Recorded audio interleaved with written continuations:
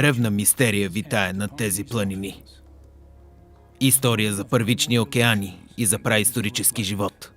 За твари, по-странни и от фантастичните, и за дебатите около тях, не стихващи вече повече от век. Погребани сред тези величествени върхове лежат останки от събитие, преобразило планетата в един кратък отрязък от геоложката история. Категорични доказателства, запечатани в скалите, поставящи под съмнение дългогодишните презумпции за произхода на живите организми на Земята.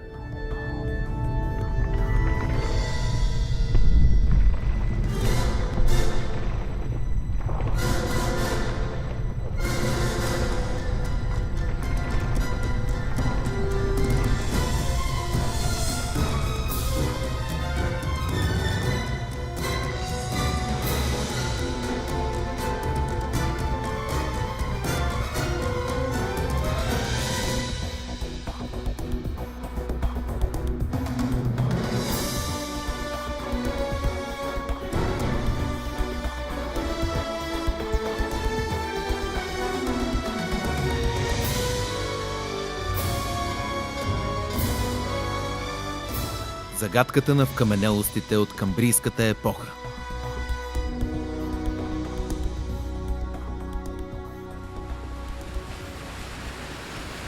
Северен Уелс. Днес повечето палеонтолози считат, че сложните организми са се появили за първи път на Земята преди 530 милиона години през геоложки период, познат ни под името Камбрий. Но в началото на 19 век се е знаело много малко за този най-ранен етап в историята на живота.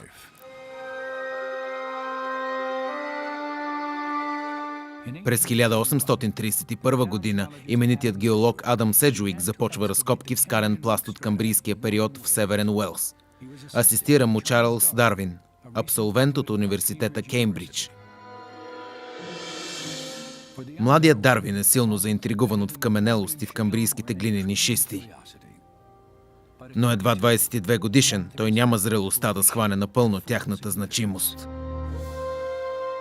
До естествения подбор, теорията за еволюция и произход на видовете ще изминат години. Тогава обаче Дарвин не подозира, че камъните под краката му съдържат загадка, която той така и няма да реши. Тази загадка ще го занимава до дълбока старост и ще остане след него за идните поколения. Загадката на камбрийската експлозия.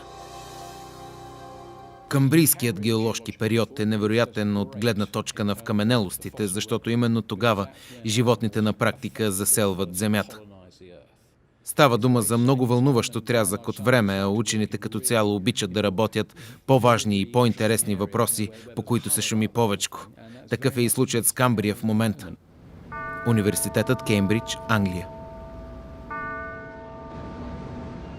Саймън Конуей Морис се е посветил на изследване на еволюцията и ранната история на живота. Морис е ръководил експедиции с 4 континента, изучавайки геоложките периоди, най-вече камбрийският период, и свидетелства за тогавашната внезапна поява на животни, наподобяваща същинска експлозия на форми на живот. Камбрийската експлозия е именно това. Експлозия. Разбира се, не в смисъла на взрив, който разкъсва животните на части. Под експлозия биолозите имат предвид настъпването на огромна диверсификация или това, което наричаме радиация. И така, през Камбрия наблюдаваме нещо като внезапна поява на живи същества. Откриваме много нови и разнообразни видове организми. Но освен това, откриваме и нервни системи, очи и способи за бързо придвижване. Целият свят сякаш ускорява развитието си. Става дума за време, когато в много отношения всичко се променя завинаги. Провинция Британска Колумбия, Канада. Преди повече от век се открива удивителна възможност да надникнем в камбрийската експлозия благодарение на поредица находки в Западна Канада.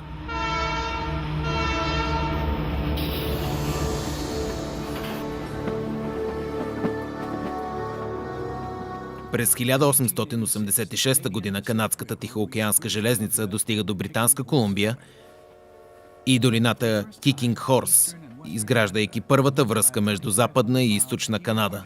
4000 км стоманена артерия, която отваря скалистите планини за туристи, авантюристи и учени.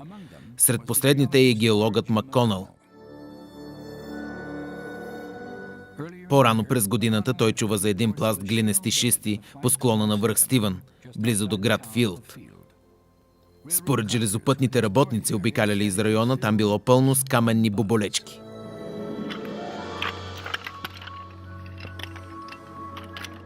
През септември Макконъл изкачва върха. Удивен, той намира безспорни отпечатъци от праисторически форми на живот в повечето шисти от пласта. Оказва се, че стои насред океан от вкаменени трилобити.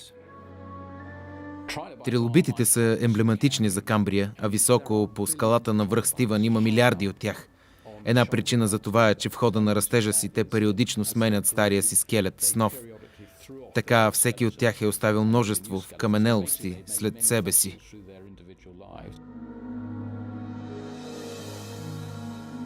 Макконъл събира стотици такива вкаменелости и много от тях изпраща на други учени за изследване.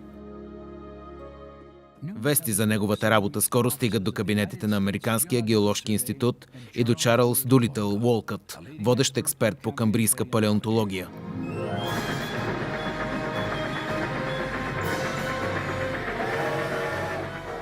Уолкът е силно впечатлен от докладите на Макконъл, но трябва да чака почти 20 години, докато осъществи собствено проучване. Най-сетне през 1907 година, като новозначен секретар на института Смитсониън, той се качва на влака за Западна Канада.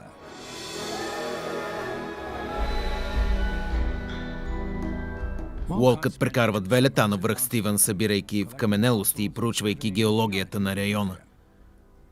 При все постигнатия от успех, той си дава сметка, че това е само началото на изследванията му. Насочвайки поглед отвъд долината Кикинг Хорс към прохода Бърджис, Уолкът набелязва терен в скалистите планини, докосван от геоложки чук и кирка, и решава да прехвърли експедицията си там.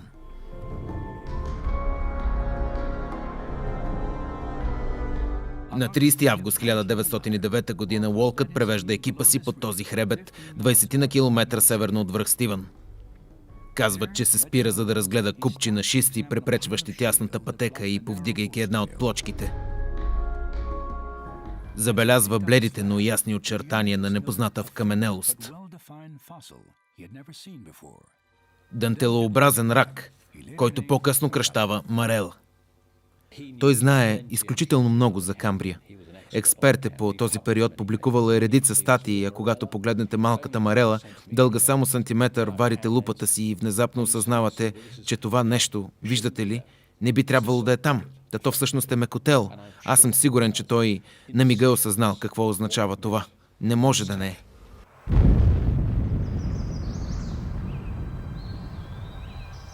През лятото на 1910 година Уолкът открива по билото пояс, богат на вкаменелости. Взривявайки една каменоломна, геологът и семейството му изравят хиляди превъзходно запазени екземпляри от мекотели, до тогава неизвестни на науката. Той нарича мястото Бърджис Шейл. Там в Бърджис Шейл, особено на ниското, където Уолкът копае най-напред, вкаменелостите са удивително запазени. Намираме трилобити, разбира се, но и много други членостоноги, каквито почти няма в типичните за Камбрия находки. И можем в действителност да ги отнесем към мекотелите. Почти невъзможно е те да са се вкаменили при нормални обстоятелства.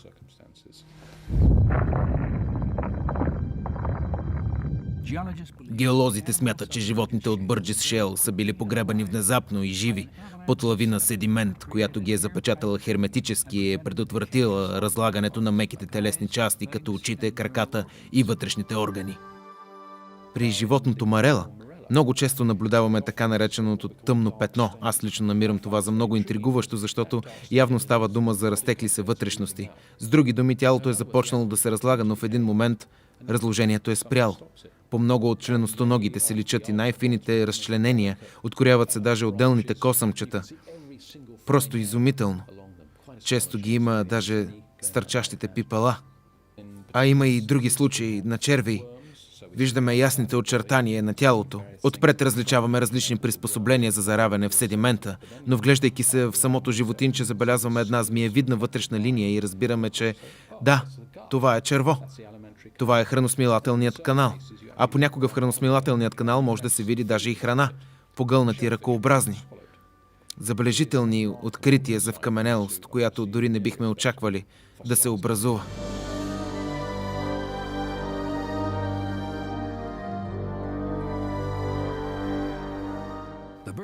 Някога Бърджис Шейл е бил масивен риф в Тихия океан.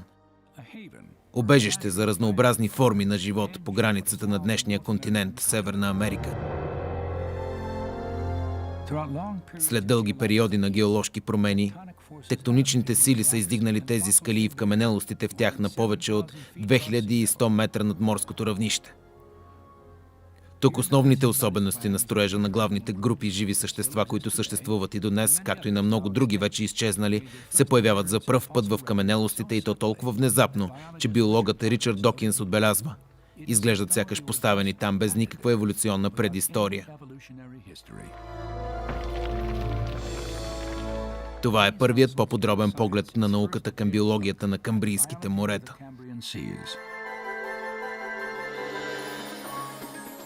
С компютърна анимация можем да пресъздадем този отминал свят.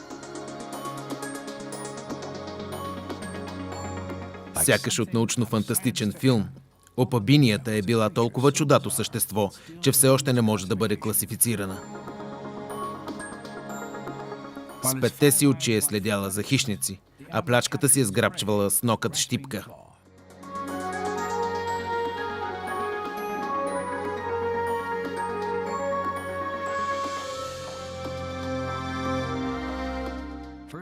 Описана за пръв път през 1899 година по вкаменелост от връх Стивън, виваксията също озадачава учените. Това мистериозно камбрийско същество е било покрито с люспи и вероятно се е хранило с остъргани от морското дъно микроскопични частици.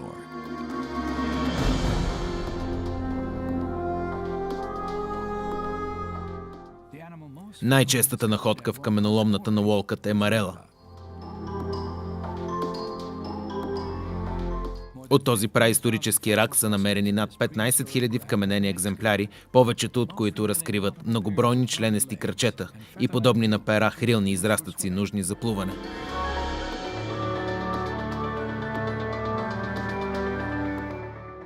Анатомията на халусигенията смаява палеонтолозите още откакто Уолкът открива вкаменените й останки. С 2 реда остри бодли на гърба и над дозина иглести крачета, това животно е изглеждало като обърнато с главата надолу, дори в изправено положение.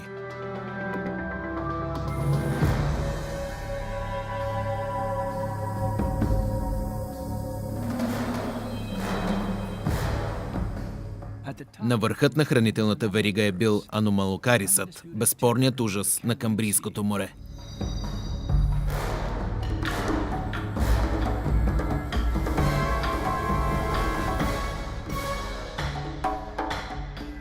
Дълъг до 1 метър, този свръххищник е имал шипести предни крайници за лов и на мекотели, и на скелетни животни. Плячката си е разкъсвал с няколко реда остри като бръснач зъби.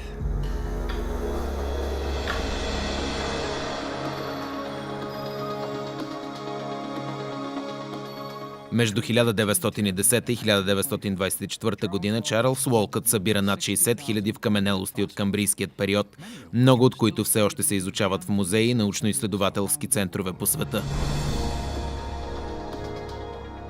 Но съкровищата от Бърджис Шейл ни дават нещо повече от изобилна информация за древния живот. Те имат ключов принос в един спор, започнал много преди кракът на великият геолог да стъпи в канадските скалисти планини.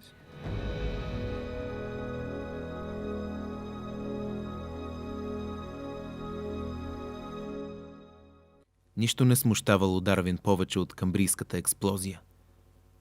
Стивън Джей Гулт, палеонтолог.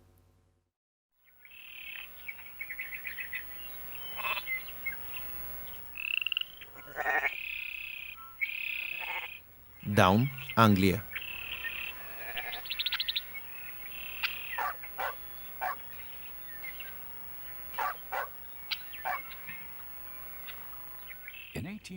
През 1859 година това имение на 30 мили южно от Лондон се превръща в изходен пункт за научна революция.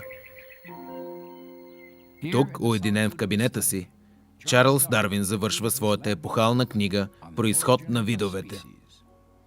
В нея той прави опит да обясни как всички организми на Земята са еволюирали от един общ предшественик в резултат от действието на естествен подбор върху случайно настъпили промени. Самата идея за еволюция, за промяна във времето, не е на Дарвин. Това, което той прави и което мисля е революционното, е да лансира хипотезата за общ произход, за връзка между всички живи същества. Той го описва като дърво с клони.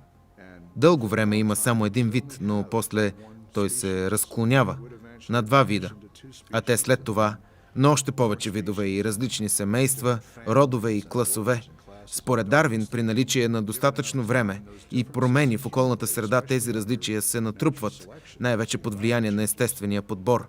Те се натрупват до момента, в който след 1000 или след милион поколения вашите правнуци ще бъдат вече от различен вид.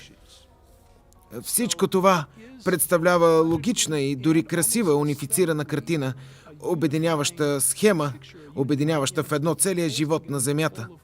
И за много биолози подобно обединяване е много важно. Общият произход и естественият подбор се превръщат в пилоните на съвременната биология, а Дарвиновото разклоняващо се дърво в нейна икона. Но при все ясната и подробна защита на тезата си, Дарвин признава и един проблем, за който няма обяснение. В каменелостите от камбрийския период. Наличието на отчетливи обособени форми на живот, несвързани помежду си от безброй преходни звена, е много явно затруднение. Имам предвид начина, по който видове, спадащи към няколко от главните разреди на животинското царство, се появяват внезапно в най-долния известен нам пласт от скали, съдържащи в каменелости. Когато Дарвин пише «Произход на видовете», вече е добре известно, че най-ранните в каменелости на животни се появяват внезапно, без предшественици. Тоест, има сериозно разминаване между очакваното, според собствената му теория, а именно изобилие от преходни форми, стигащи чак до общия прародител на животните и реално намерените в каменелости.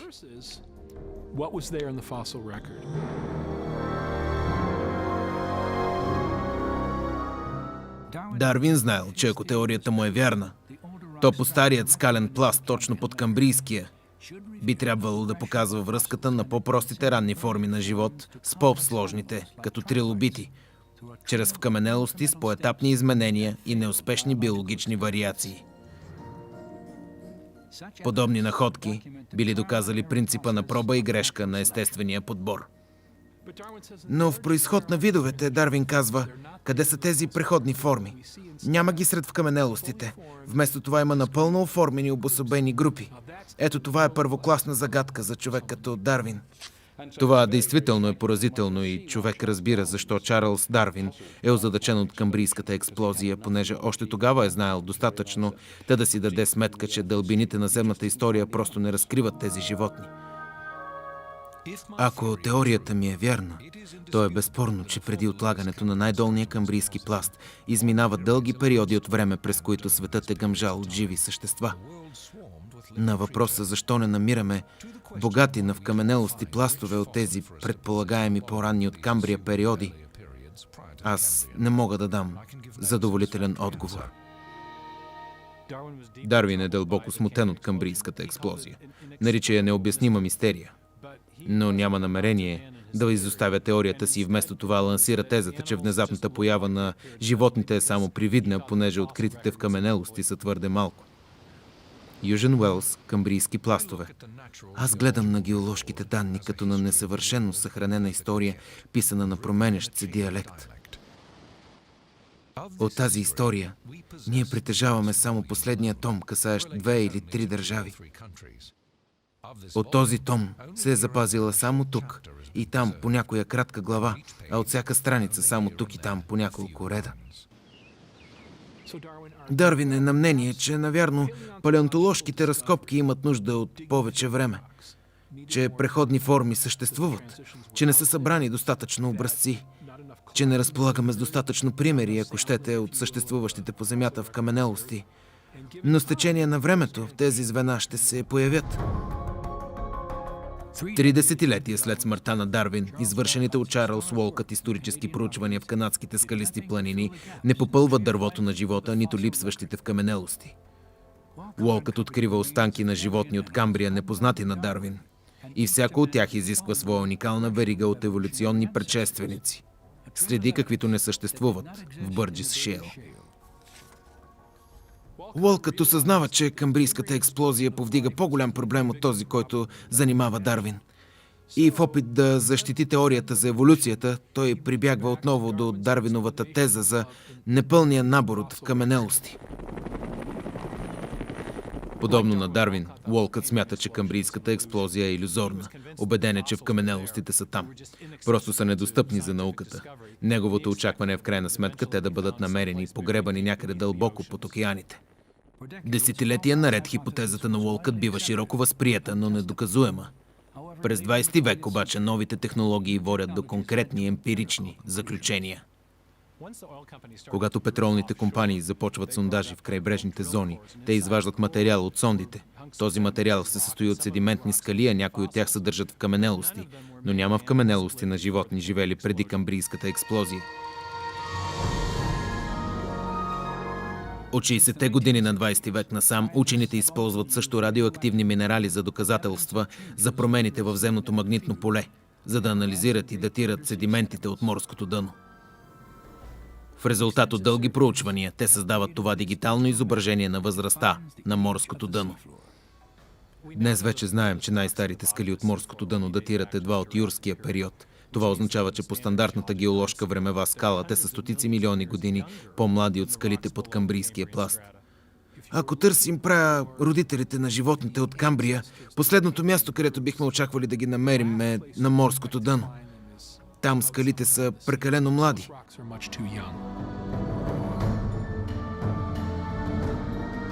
Та как са се появили камбрийските животни? И къде са следите от еволюционния им път?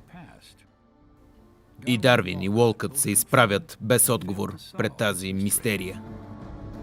А днес проблемът стои още по-сериозно предвид на научните представи за планетата от преди трилобитите и марелите да населят древните морета.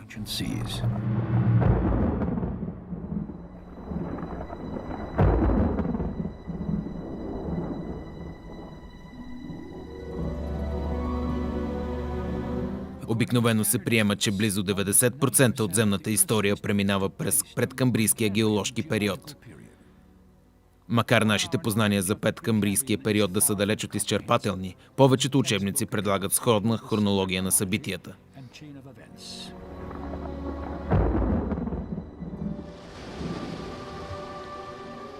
Първичният живот на Земята възниква преди около 3 милиарда и половина години под формата на едноклетъчни бактерии. Постепенно те започват да се съединяват и образуват синьо-зелените водорасли по повърхността на океаните.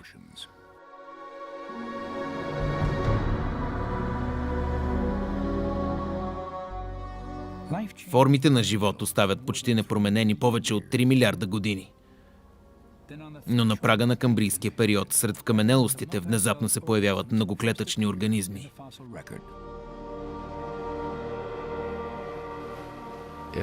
През късния предкамбрий и на границата с камбрийския период се наблюдава появата на по-големи организми с подвижни скелети и силни мускули, способни да ровят и да пълзят. С напредването във времето и в седиментите от древното морско дъно откриваме следи за въртулки от придвижването на червейчета, приличащи на следите, оставени от днешните червеи.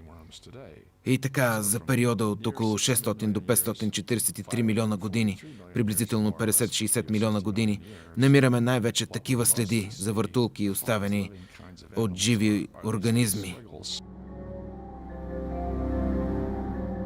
Освен това, има основания да смятаме, че към края на предкамбрийския период океаните са се населявали от медузи, гъби и мистериозната едиакарска фауна. Точно преди камбрийския период попадаме на нещо крайно озадачаващо. Откриваме големи организми, големи вкаменелости, наречени едиакарски струпвания. Те са едно от големите главоболия на палеобиологията, както и на еволюционната биология. Защо ли? Ами защото някои от тях изглеждат досъщ като животни, но други изобщо не приличат на такива.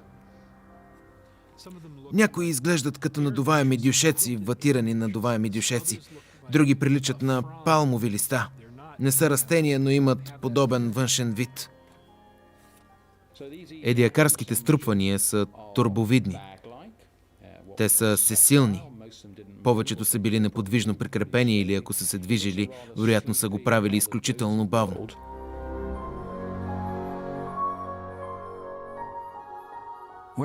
Дали едиакарските създания са били животни или растения, това още не е ясно. През късния предкамбрийски период обаче те изчезват от лицето на Земята. Дълго след тяхното изчезване обаче, всичко се променя само в един геоложки миг.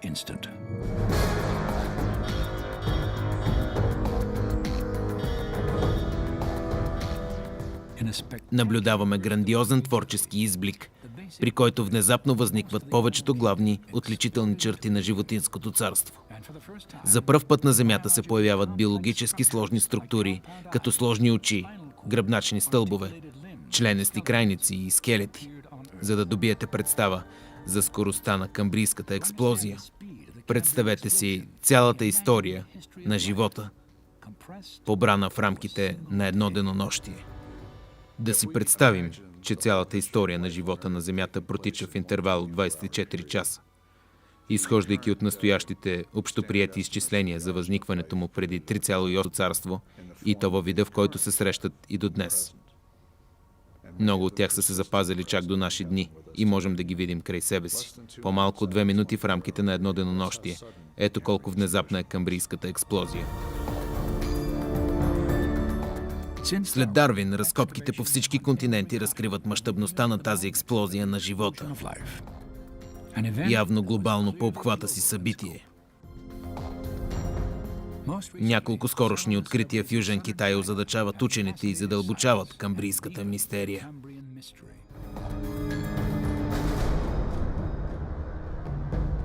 Първата изключително добре запазена биота от камбрийския период е тази от Чанцзян в Юнан, Китай. Чарлз Маршал, палеонтолог.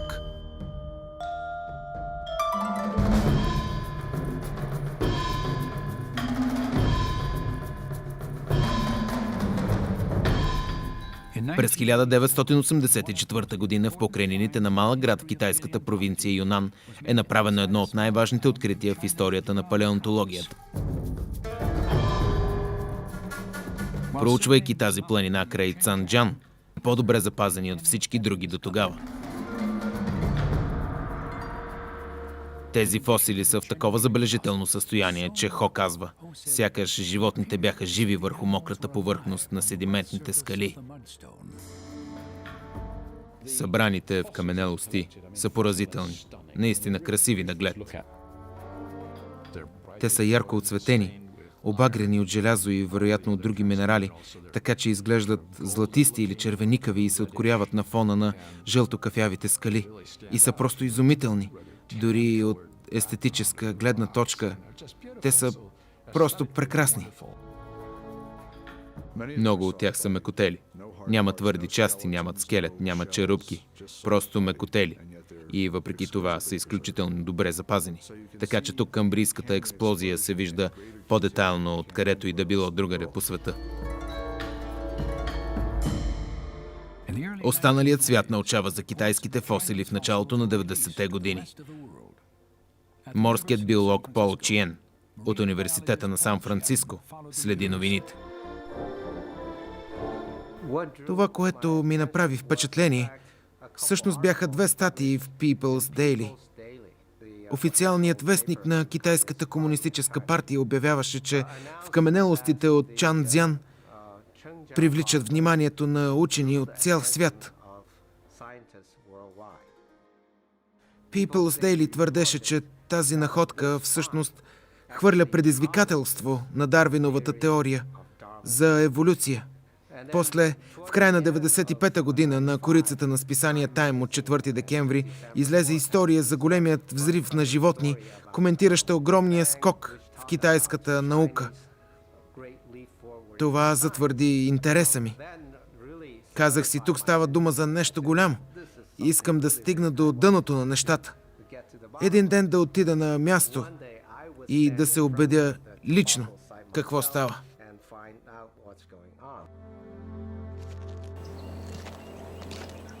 След 1996 година Пол Чиен предприема няколко пътувания до Южен Китай, за да проведе собствени изследвания. Когато се говори за камбрийската експлозия, мнозина я намират за удивителна и така нататък. Но навлезали се в същината, обикновено реакциите са две.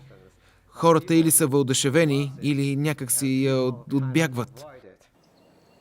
Камбрийската експлозия действително поставя под въпрос традиционната идея за постепенна еволюция на животните, защото изглежда сякаш всичко се е появило внезапно и проблемът е как да си го обясним. Палеонтолозите определят китайските фосили като по-стари от точка, обаче те често са много по-сложни. Това откритие потвърждава и друго, че предполагаемата продължителност на експлозията 20-40 милиона години е твърде завишена. Смятаме, че за установяването на животните в океана са били нужни вероятно 10 милиона, даже 5 милиона години. От научна гледна точка това наистина е експлозивно събитие. Всъщност виждаме квантов скок. И този квантов скок няма обяснение. Камбрийската експлозия е толкова кратка, че неизмерима по геоложка скала на фосилния анализ. Възможно е да е станало и за нула време. Не знаем колко е продължило всичко. Знаем само, че е протекло много бързо. С свикването на камбрийската експлозия, т.е. намаляването на времетраенето и трудностите пред теорията за еволюция нарастват, понеже различията, които трябва да образуват много бързо, стават все по-драстични. Това поставя реален и според мен фундаментален въпрос пред еволюционните механизми.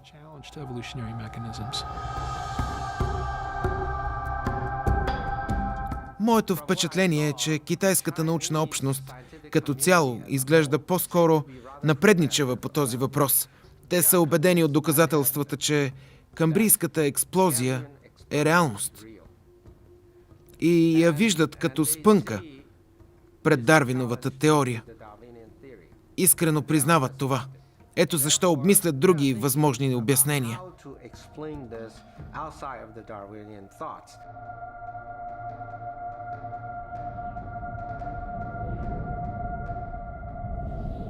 Каменелостите от Чанцзян са най-пълната картина на камбрийската експлозия, с която разполагаме за сега. А точно под тях, в предкамбрийските пластове, лежи и друга глава от историята на човека, изписана в скалите. Има още една удивителна находка в Китай. Палеобиолозите откриват много малки микроскопични ембриони от морски гъби в скалните пластове, точно под слоя, документиращ камбрийската експлозия. Тези ембриони са намекотели, някои от които фосилизирани 60 милиона години преди камбрийската експлозия. Има яйцеклетки и ембриони, запазени в тънки корички, минерализиран материал, фосфатна материя от древните морски дъна, което предполага, че химичният състав на морската вода в онези дни е бил малко по-различен от днешния. Понеже този метод за запазване на вкаменелостите изчезва чрез Камбрия и не се наблюдава днес така, че имаме късмет да разполагаме с тези корички с миниатюрни фосили в тях. Това е изключително важно, понеже е едно от най-популярните обяснения за липсващите предкамбрийски фосили, че предкамбрийските животни са били твърде меки и твърде малки, та да се запазят. От 1999 година насам Пол Чиен изучава вкаменените ембриони и участва в изграждането на техники за анализ на структурата им. Ако ги третираме с киселина, всъщност можем да отстраним камъка и да изолираме ембрионите. Така получаваме образци с размер на обликамъчета или песъчинки. После изследвахме някои от по-малките и някои от по-големите до 1 мм в диаметър. И открихме, че При размер между 500 и 800 микрометъра са на лице предимно морски гъби. След това спрях да раздробявам тези топчета и се опитах да изследвам отвътре. С помощта на електромикроскоп успях да видя ясната субклетъчна структура вътре в тези ембриони.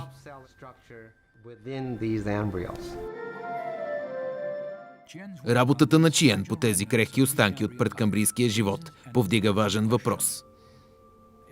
Ако тези по-долни пластове могат да съхранят един ембрион, един мек микроскопичен ембрион, то защо не са могли да запазят по-едрите организми, от които се предполага, че са произлезли камбрийските животни?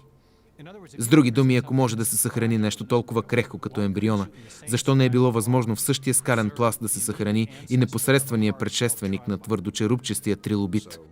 Така че идеята, че фосилният запис е твърде разпокъсан, за да може да ни даде макар и по-обща картина, тази идея просто не издържа.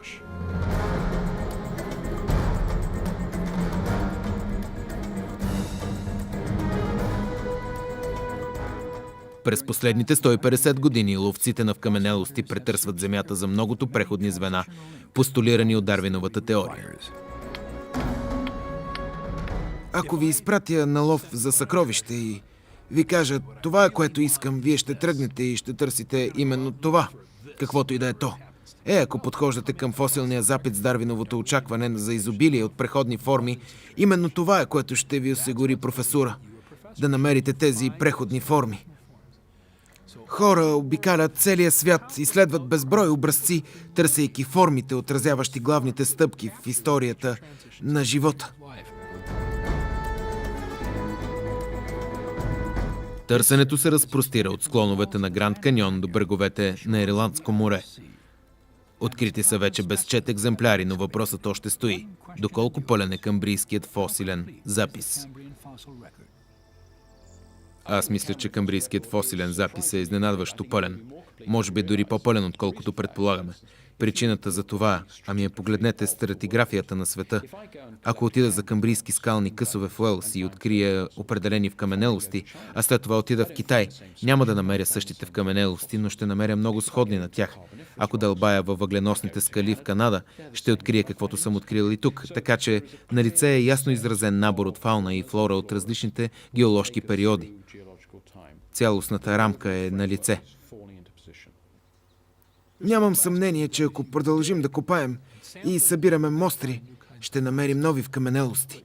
Но общо взето вкаменелостите, които намираме, се причисляват към групи, които са ни вече известни. В предвид на това, смятам, че природата сякаш ви казва, че вече имате доста добър модел на историята на живота на Земята. Всяка нова вкаменелост попада в някои от групите, които вече сме установили.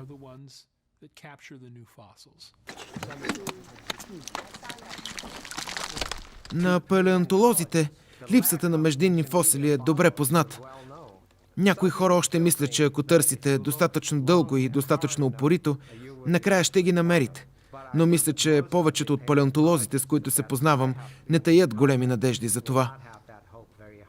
Те просто смятат, че вече сме търсили достатъчно дълго и достатъчно упорито, а формите не са там, не са там.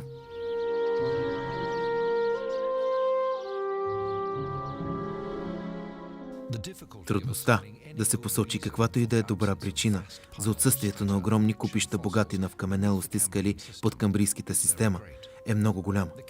Случаят по-настоящен трябва да остане необяснен и може наистина да послужи като силен аргумент против възгледите, които съм изложил тук.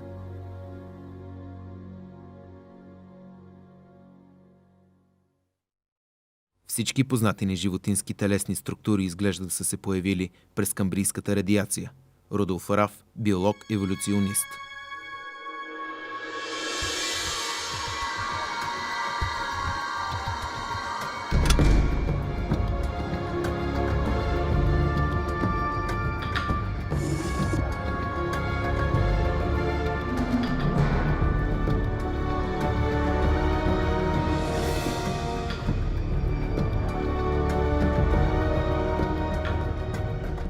През 1831 година, 3 месеца след първото си запознанство с камбрийската геология, младият Чарлз Дарвин предприема експедиция, която щяла да повлияе на формулирането на теорията му за еволюция.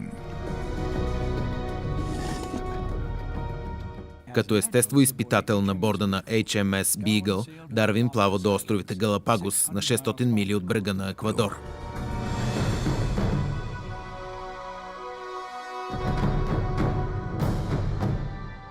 В продължение на 5 седмици Дарвин изследва тази отдалечена островна верига, дом на забележителна сбирка от животни. Тук именно е била посята идеята му за дървото на живота. Според Дарвин, с преминаването от една форма на живот в друга, възникват нови видове. И с постепенното им разклоняване се задълбочават разликите във формата. Накрая, еволюцията създава дори по-високо ниво на различие – отделните телесни структури на нови типове. Типовете са абстрактни категории, съдържащи основните черти, които обединяват големи групи животни. Така че можете да считате категорията тип за група от организми с еднаква основна архитектура. Базирайки се на телесните структури на животното, ние ги поставяме в тези главни групи. Има гръбначни, с гръбнак и меки телесни части извън костната структура. Има членостоноги, които притежават твърд скелет отвън и меко тяло отвътре, като насекомите и ръкообразните. Има бодлокожи, като морският таралеж и морската звезда. Морските звезди са различни от медузите, различни от червиите и различни от раците и омарите. И така всяка група има своите уникални черти, които я различават от следващата група. Устойчивостта на тези форми при животните, които са представители на различни типове, противоречат на Дарвиновото виждане за взаимно свързано дърво на живота. Типовете не преливат плавно един в друг. Членостоногите, например, не са произлезли от хордовите и молюските, не са потомци на морските гъби. Всъщност точно обратното.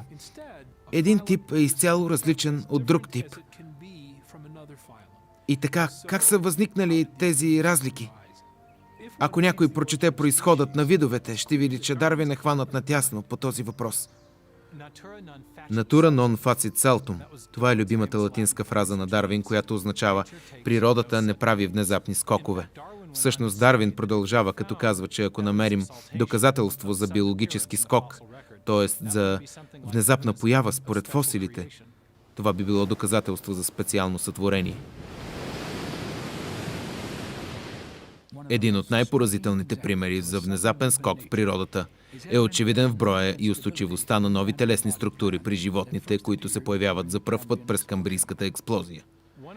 Една от забележителностите на камбрийската експлозия е, че огромен процент от общия брой типове, съществували някога на Земята, се появяват през много кратък отрязък от време.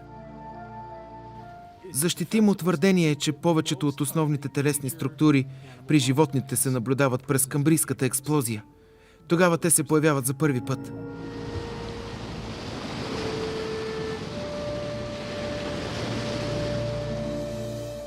Ако искате, представете си една крива на появата на типовете в течението на времето. Според представата на Дарвин би трябвало да има един, след това 2, 4, после може би 8. Една постоянно нарастваща крива на броя на типовете в продължение на времето. Това, което всъщност в каменелостите показват, е едно рязко увеличаване на броя на животинските типове, които се появяват по време на камбрийската експлозия, след което такава поява се наблюдава тук-там през останалото геоложко време. Това положение на нещата е в остро противоречие с картината за историята на живота, която Дарвин представя. Фактологията е следната. Основните модели телесни структури съществуват от самото начало и организмите, които познаваме днес, спадат към една или друга група с определена телесна структура. Техният брой не нараства постепенно с времето.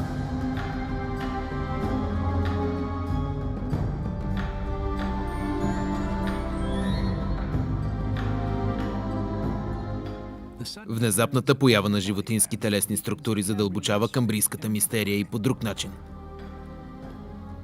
Дарвиновият модел предвижда, че с еволюирането си от прости към сложни, новите биологични форми са се развили постепенно, от най-малките разлики в класифицирането към по-големите, или отдолу нагоре.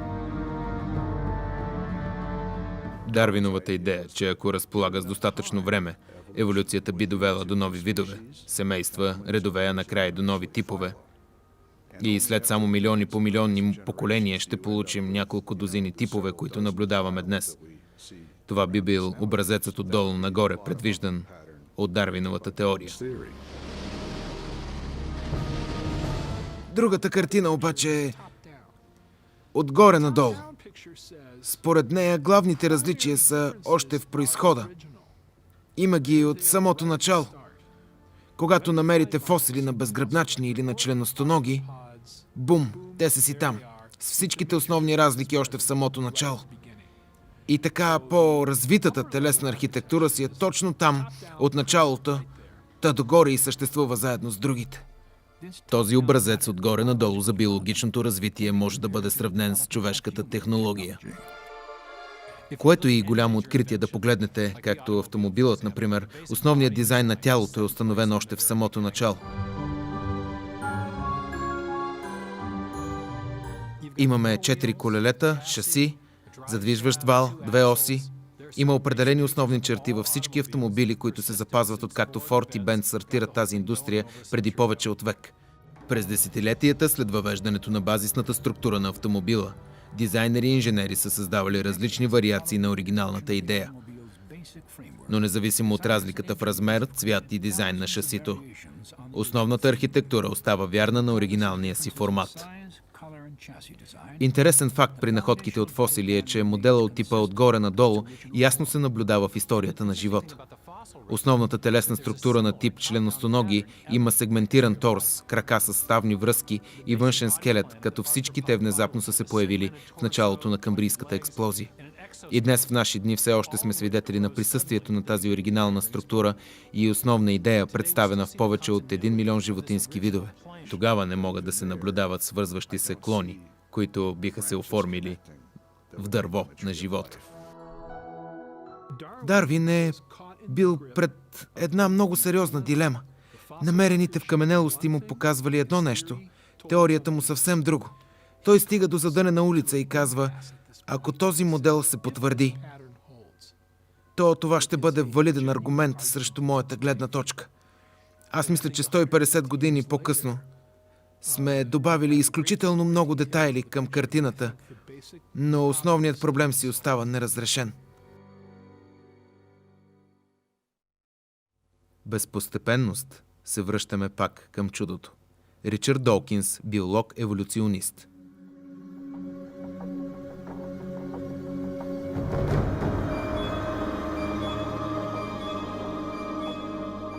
Как са се появили тези нови телесни структури при животните и фундаментално нови форми на живот? Тази е била мистерията, която Дарвин тръгнал да разплита. Но всичко, което сме научили в биологията през последните 50 години, само засилва тази мистерия с нова сила. Как да обясним произходът на камбрийските животни, които идват сякаш от нищото?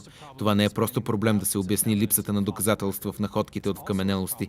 Това също е и проблем да обясним всичко, което знаем за живота, още на молекулярно и клетъчно ниво. Биологичната структура на камбрийския трилобит е също толкова сложна и изискана, колкото и на съвременен рак. Органите му включвали мозък, черва, сърце, сложно съставени очи. Всеки орган бил изграден от специфични видове клетки. Всеки клетъчен тип бил направен от дузини специализирани протеинови молекули. И всеки протеин бил сглобен чрез 4-буквен химически код в отдел на ДНК-то, наречен ген.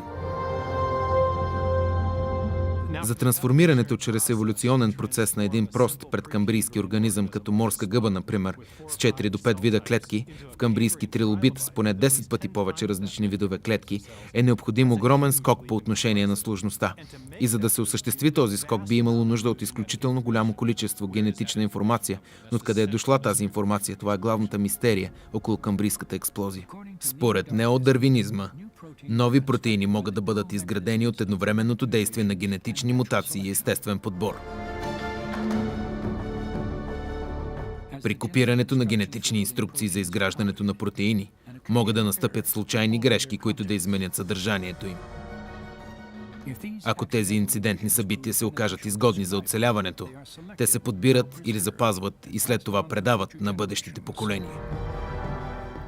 В продължение на цели ери тези малки промени се натрупват и нови протеини, клетъчни типове и дори камбрийски хищници се появяват чрез постепенна еволюция.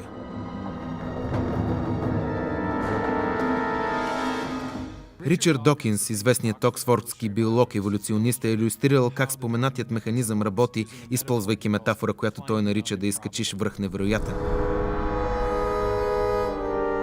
От предната страна планината е вертикална скала, която никога не може да бъде изкачена с един огромен скок.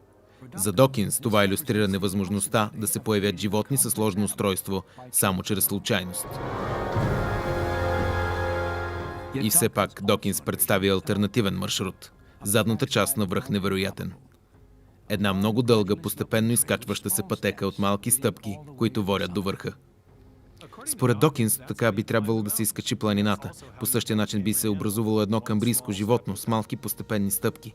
Това, което случайността не може да постигне с един голям сляп скок, естественият подбор може чрез кумулативния ефект на множество малки последователни стъпки. На теория, всяка стъпка съответства на малка единица биологическо изменение. Нов ген и неговия протеинов продукт. Но имат ли изобщо мутациите и естественият подбор реален шанс да създадат дори един протеин с разполагаемото време?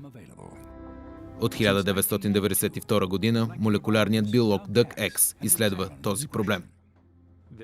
В лицето на дървинизма е формирана теза, която лансира случайните мутации и естествения подбор като така наречения механизъм. Но ако се вгледаме подробно, какъв вид мутация би могла да постигне подобни преобразования? Важно е да осъзнаем, че едно от неизмеримите нива, до което можем да сведем проблема, е това на ниво протеини, където можем да измерваме. Ако разгледате протеиновите структури, става ясно, че за да се получи един по същността си нов протеин, е повече от трудно. Всеки от хилядите ги различни протеини в природата представлява всъщност верига, направена от специфична комбинация на 20 различни аминокиселини. Последователната подредба на тези химически градивни блокове е жизнено важна, защото ако е правилна, то веригата се нагъва в една функционираща триизмерна молекула. Но ако аминокиселините са подредени неправилно, не се образува протеин. Ако протеините наистина са следствие от редки и успешни случаи на правилно подредени аминокиселини, на фона на многото възможни комбинации, то какви са шансовете мутации да доведат до функционална комбинация от химикали измежду огромния брой възможности? За да разбере това, Екс променя на произволен принцип структурата на ензимен протеин, който е съставен от 150 аминокиселини. Разполагате с протеин с дължина от 150 аминокиселини. След това имате 20 на 150 степен различни възможни варианти за подреждане на тези киселини. Измежду всички тези възможни случаи колко са функционални и колко безсмислени. Ако проведете необходимите експерименти и анализирате колко информация е нужна, за да се получи един нов протеин, ще видите, че това е просто отвъд възможностите на случайните мутации и естествения подбор. Колко отвъд възможностите, Екс публикува откритията си в изданието Дневник по молекулярна биология. Той определя, че измежду всички възможни комбинации на аминокиселините, вероятността да бъде генериран дори само един къс протеин чрез мутация е грубо 1 на 10 на 74 степен.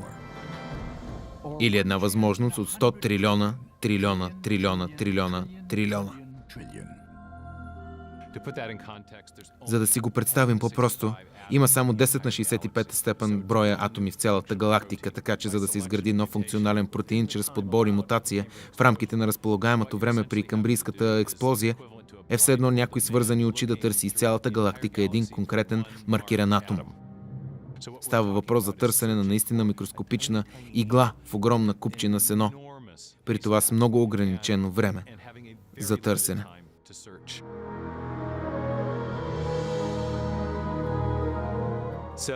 И така, относно въпроса за камбрийската експлозия, изглежда няма начин тези ненасочени случайни мутации да постигнат нужното, за да си обясним появата на нови функционални протеини. И по аналогия, ако когато и да е било в историята на живота се появява необходимост от множество нови протеини, степента на невъзможност се умножава, така че няма причина да смятаме, че това е правдоподобно. Но неспособността на случайни мутации да генерират нови гени и протеини е само част от проблема, защото за произходът на телесните структури от камбрия е необходимо повече от нова генетична информация. Голяма част от информацията за изграждането на един аномалакарис или един трилобит или каквото и да е друго не се намира на ниво ДНК. Дизайна на телесната структура, доколкото знаем, не се определя от ДНК. Въпреки че ДНК носи инструкциите за производството на протеини, тя не може сама да ги организира при изграждането на различни типове клетки, нито да организира типовете клетки в нови тъкани и органи, а тъканите и органите в телесни структури. Вместо това, формирането на телесните структури изисква друго ниво на информация, съдържащо се някъде в триизмерната структура на яйцеклетката и ембриона. Това са инструкции, които насочват развитието от оплодените яйцеклетки до сложно устроени животни. С помощта на компютърна анимация можем да наблюдаваме този сложен процес.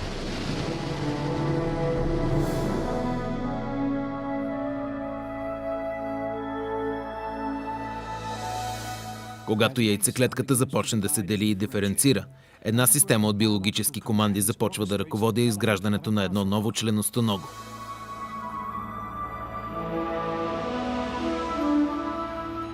След няколко етапа на деление, дозини нови клетки се подреждат по външната мембрана на яйцеклетката.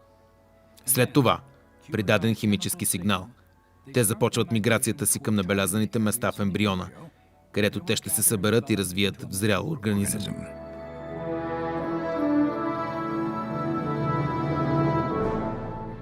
Клетките непрекъснато увеличават броя си и се подреждат като членове на параден оркестър в модели, които ще оформят тъканите и органите, главата и краката на растящия ембрион. Това се получава чрез процес на клетъчна спецификация и диференциация, при който клетките невъзвратимо са програмирани да изпълняват определени роли.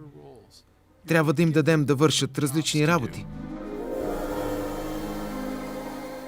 Ти ще бъдеш част от двигателния апарат на този организъм, ти ще бъдеш око, ти черво и така нататък. За мен това е изключително удивителен процес, но той работи.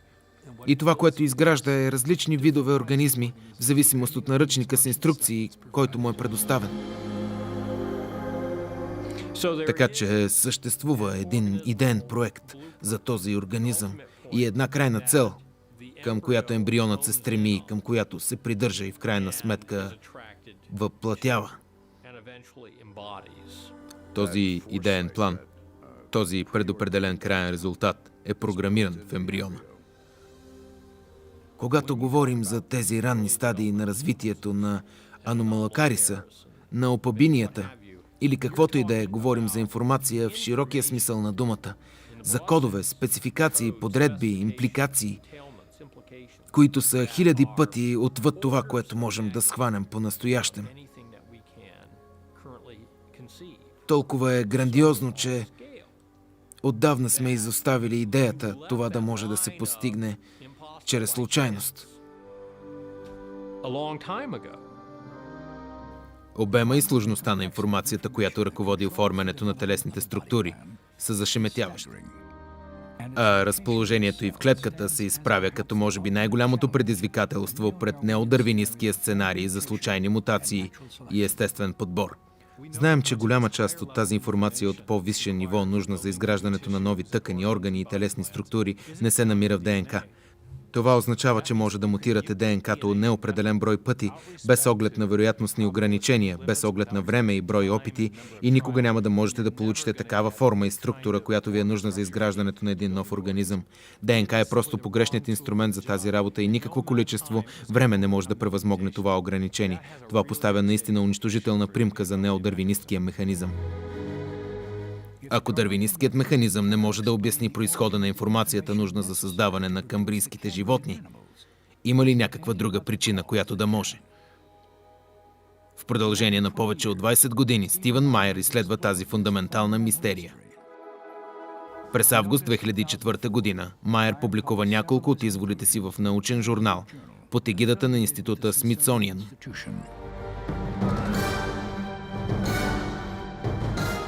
Неговата статия предизвиква огнена стихия от противоречия, които дори излагат на опасност кариерата на главния редактор, еволюционния биолог Ричард Стърнберг. Но защо една техническа статия относно произхода на животинските телесни структури предизвиква толкова разгорещен отговор? За много хора проблемът с статията ми беше просто в заключението. Аз не само твърдях, че Дарвиновият механизъм не може да обясни произхода на нови форми и информация, които се появяват при камбрийската експлозия, но също така се аргументирах, че са налице определящи характеристики на тази експлозия, които сочат към реалната намеса на дизайнерски интелект в историята на живота. През годините след завършването си на университета Кеймбридж, Майер работи върху развиването на научна обосновка на тезата за интелигентен дизайн. Обосновка, базирана на стандартния метод на разсъждение, използвани от Дарвин и от известният геолог от 19 век Чарлз Лайъл. Лайъл твърдял, че най-доброто обяснение за някакво събитие в далечното минало е причина, позната ни от собствения ни опит, която би могла да го причини. Някаква действаща в настоящето причина, такава, която оперира и в момента. Настоящето е ключът към миналото, това било тезата на Лайл. Това е стандартна историческа научна методология. Ако се опитваме да възстановим случилото се в далечното минало, трябва да оставим сегашните ни наблюдения относно причина и следствие да ни водят към намиране на най-доброто обяснение. Този начин на мислене помогнал на Майер да фокусира изводите си относно произхода на информацията. Просветна ми, защото осъзнах, че това не е толкова трудно. Това, което търсим, са причини, за които знаем, че водят до същият резултат, като този, които се опитваме да обясним. И аз си зададох следния въпрос. Каква е действащата в настоящето причина, която произвежда нова информация, независимо дали става дума за дигитален код или пък за иерархична информация под формата на идеен проект? Откъде идва такъв вид информация? Знаем от нашия колективен и постоянно повтарящ се опит, който е база за всяко научно съждение относно миналото, че информация винаги идва от интелигентен източник. И така, когато намираме информация о камбрийските животни и когато осъзнаем, че големите инфузии от нова информация са нужни за изграждането на тези животни, най-естественото нещо, най-логичното е да заключим, че тези животни дължат съществуването си на интелигентен източник, респективно, че информацията, нужна за тяхното изграждане, трябва да проистича от някакъв интелект. Размишлявайки на това през годините, аз съм осъзнал, че същите разсъждения, които се отнасят до произхода на биологическата информация, са приложими и при обясняването на произхода на други ключови елементи, характерни за камбрийската експлозия.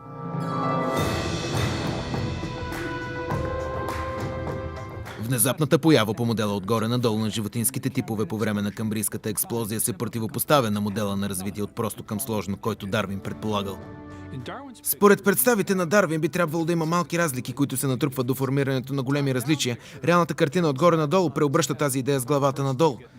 Първо намирате нов тип и след това известни вариации в рамките на същия модел с течение на времето.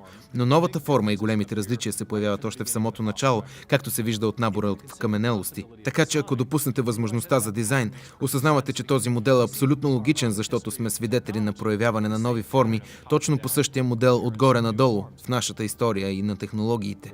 Човек винаги подхожда при работа първо с мисълта за най-главната крайна цел и после към детайлите, за да постигне именно тази главна цел. Само интелект може да предварително да си представи ясно завършен вид на сложен проект и след това да организира всичко необходимо, за да осъществи този проект в реалността. Телесните структури на лице при камбрийските животни продължават своята проява в различни видове през цялата история на живота. Но въпреки това, че тези видове споделят сходни телесни структури, те не са свързани от продължителна линия на междинни материални форми. Устойчивостта на формата във времето е устойчивост, която се дължи на наличието на една оригинална идея.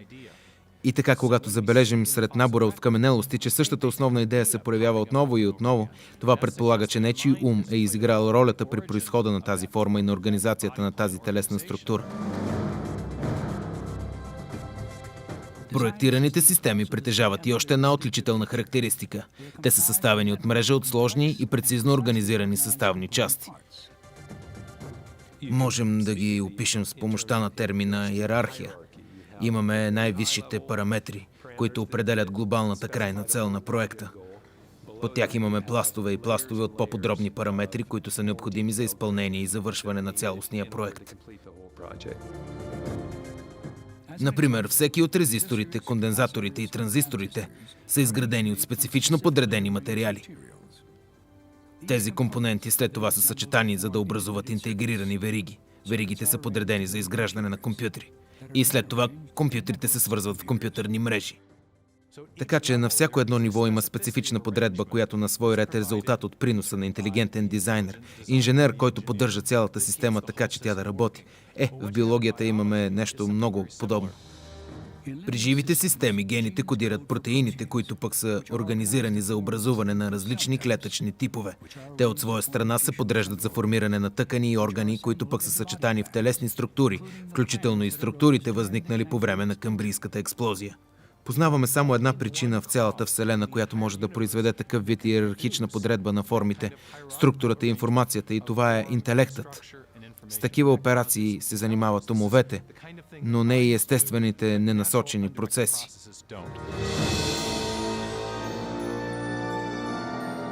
Според Дарвин, еволюцията работи много бавно. С множество неуспешни опити в хода си и можем да очакваме, че след милиони години при отлагането на седимента ще успеем да намерим резултатите от онези експерименти, онези свързващи вена, които са довели до образуването на трилобитите, с които бил толкова добре запознат. И така, липсата на такива форми е дълбока мистерия. Но от гледна точка на интелигентния дизайн, нещата изобщо не са мистериозни, защото знаем, че чрез намесата на интелект може да се създадат неща, които не са съществували преди, понеже някой е формирал идея за тях. Имал е проект в ума си, който е реализирал чрез творческата си дейност. Така че няма нужда да играем на опит и грешка в продължение на милиони години еволюционна история, ако можем да осъществим някакъв план в определен момент от времето. И точно това изглежда се е случило при камбрийската експлозия.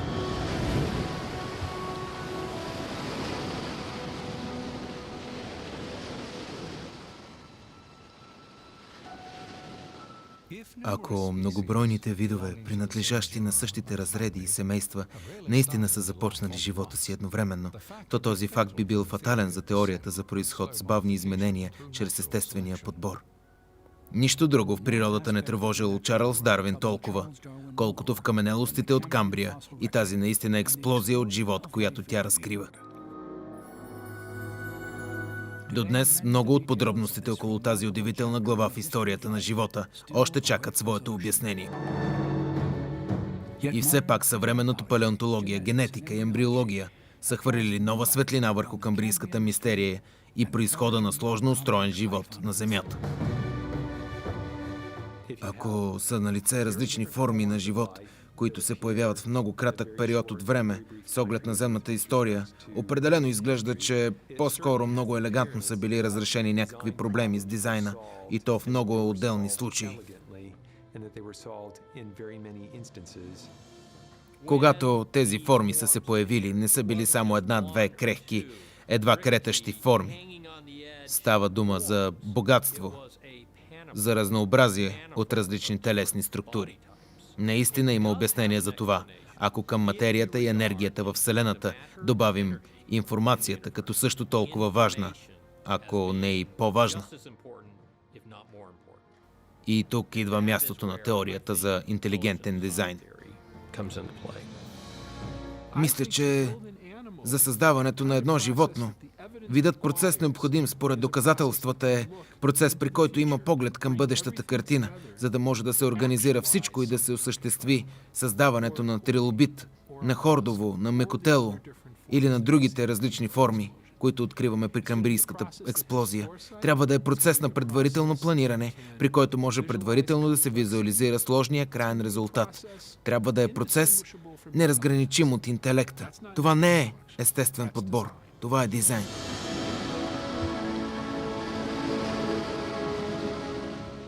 Постулирането на тезата за интелигентен дизайн не само спомага за разрешаването на отдавнашна научна мистерия, но също така има принос в изясняването на един по-голям въпрос, защото това, което наблюдаваме в произхода на живота на Земята, не е доказателство за някакъв случайен процес.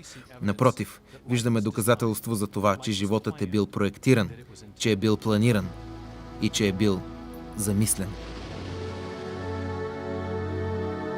Към този момент проблема остава неразрешен. Аз не мога да предложа надежден отговор. Чарлз Дарвин.